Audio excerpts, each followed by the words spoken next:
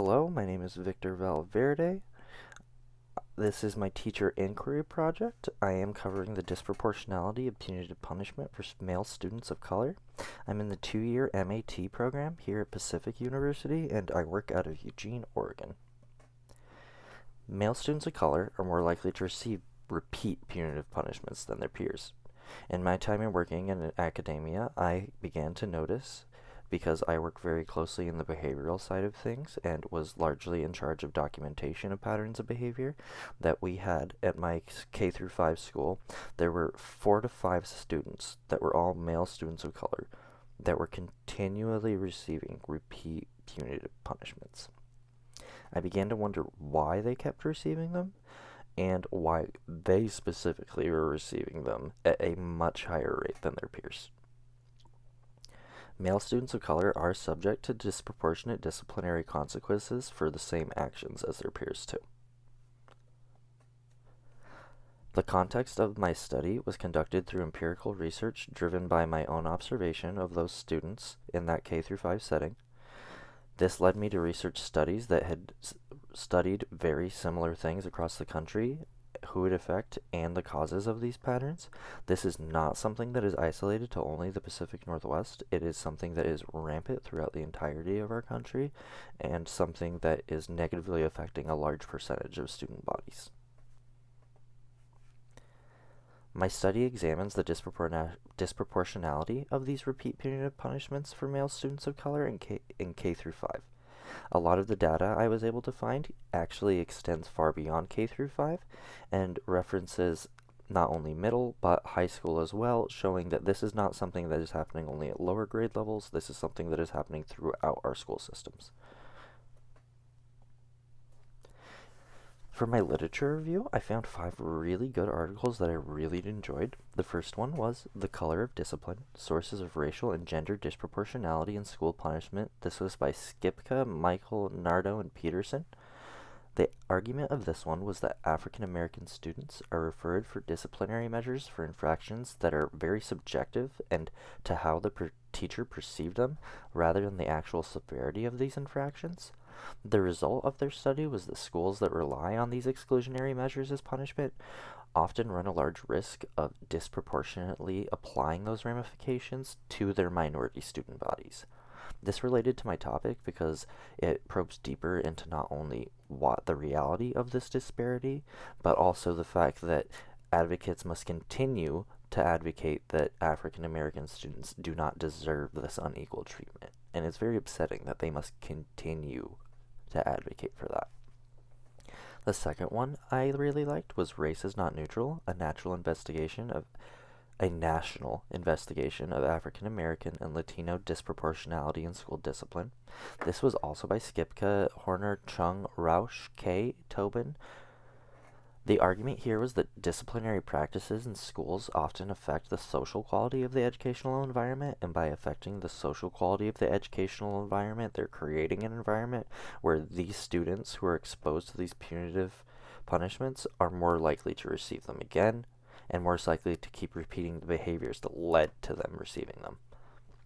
This one collected data across 364 elementary and middle schools, and their data showed that just through K through 5, students of color are more than twice as likely to be sent to the office for behavioral problems.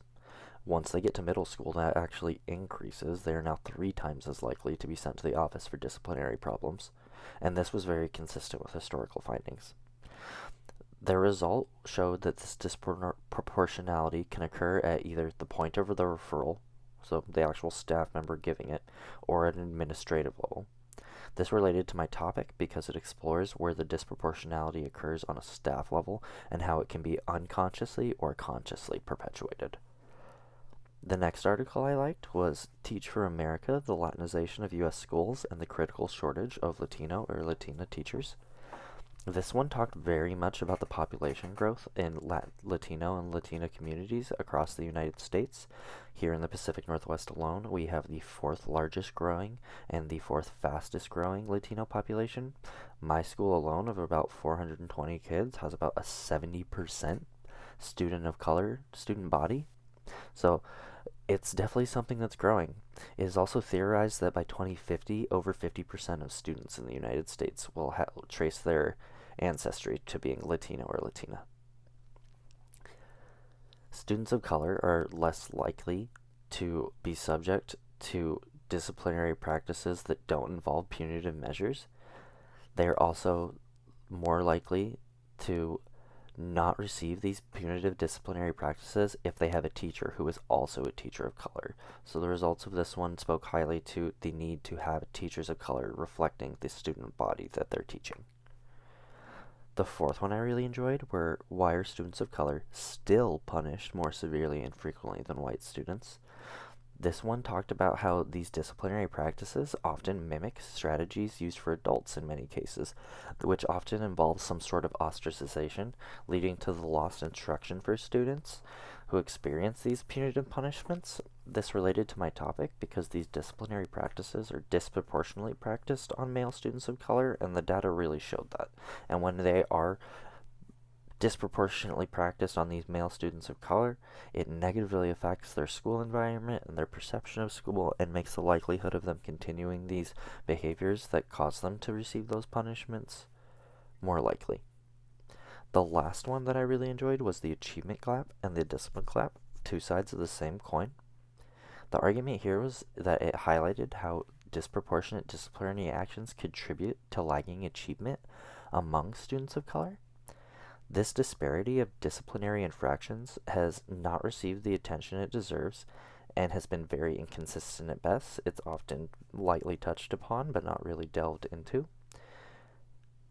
It really pointed to the need for interest into disciplinary rates of schools with racial diversity versus the need for research about schools with disciplinary rates where the racial diversity is much lower and you have a lot more racial homogeneity.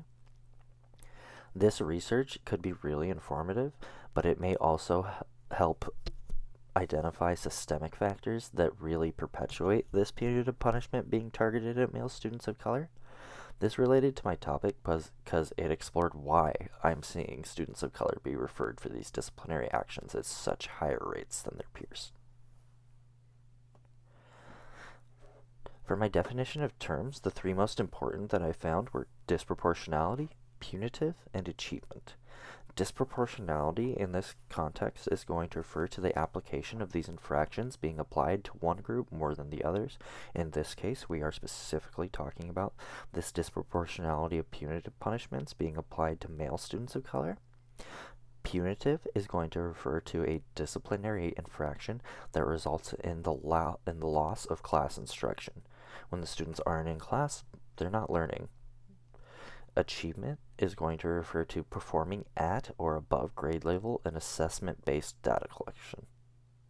Now, achievement is very interesting because it's one of those things where we use achievement data to fund our schools, and we use achievement data to see who's doing well, but I think that it also kind of pigeonholes a lot of those students who don't necessarily come from backgrounds where school is something very familiar to them, so that it puts them in a position where they're going to need a lot more scaffolding to be successful. My methods for this were done by data collection of behaviors deemed disciplinary worthy from many different scholarly sources. I got a lot of really good data about disciplinary actions and their punitive ramifications from many of the articles that I reviewed. I also looked at records of historical punitive punishment applied to students of color and was able to see that those rates are much higher than those for their white peers.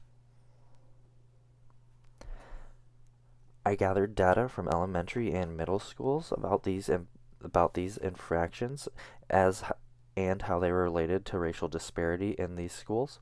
When we talk about repeat punitive punishments, we're talking about more than 3. Oftentimes many more than 3. We're meaning like 15 to 20 within a year, which is very high. I did this data collection through the reading of many different articles related to my topic, which is the disproportionality of punitive punishment for male students of color. Many different people contributed, and I referenced many different people within this, including Shipka, Michael, Nardo, Peterson, Horner, Chung, Rausch, Isare, Donaldson, Milner, Gregory, and Noguera. All of them had really strong articles related to my topic and really helped support me in doing this project. Male students of color are more often punitively punished than their peers. It's just the reality of the situation. I see it every day. I literally could think of specific students who I'm like, yes, this one is subject to more disproportionality when they're punished than the other students at the same grade level of different racial backgrounds. I reviewed disciplinary data across many schools, including my own, just to see if there was correlations, and the data supported there is correlation. Thank you very much for listening to my presentation today. I really like this topic, and I feel that it is something that being aware of is a first step to really helping make the change so that we're not disproportionately applying these ramifications upon male students of color. Thank you.